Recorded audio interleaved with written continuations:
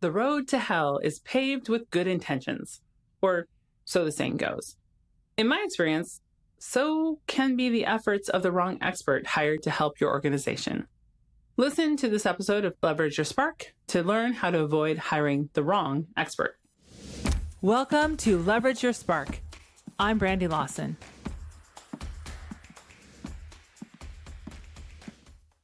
It's almost impossible to really tell how a hire is going to go until you're into it.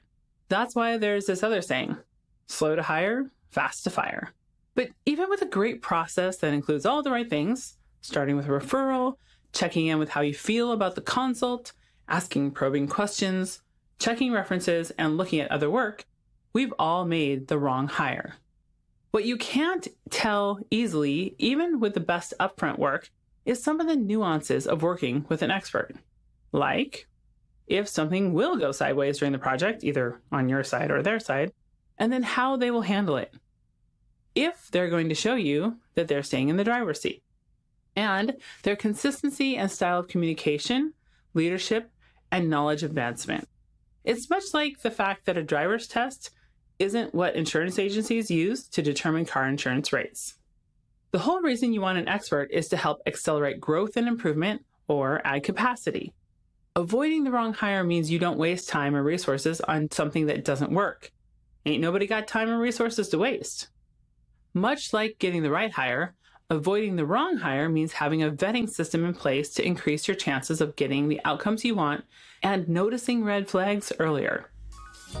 Not sure what expert to hire?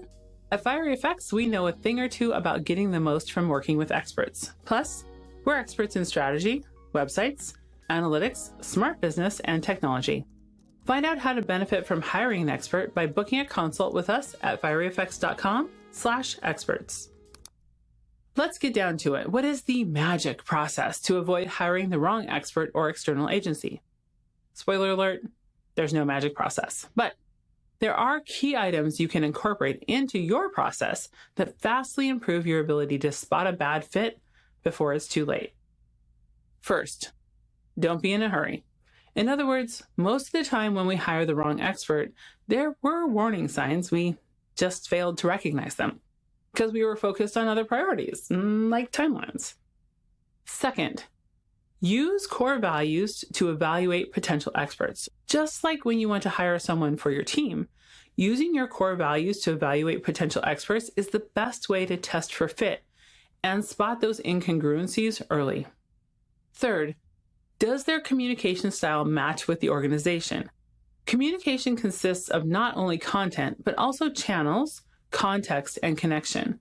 A common sticking point with very technical experts is that they lack context with their communications and aren't skilled in translating from technical jargon into everyday language, which can cause confusion and frustration with the teams they work with.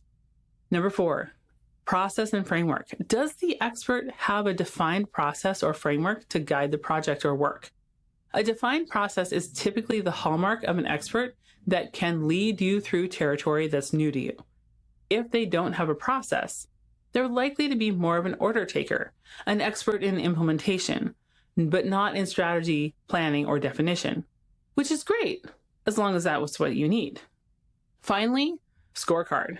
Determining upfront what criteria you want to measure for the project can also help you assess the fit of the expert.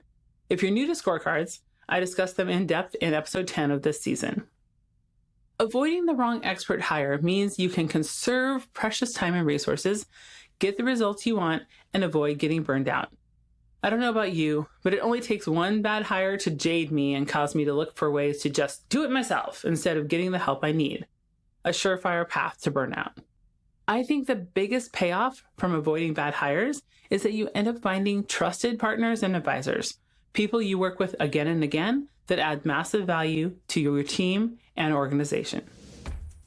In next week's episode, we're discussing how to prepare your organization to work with an expert.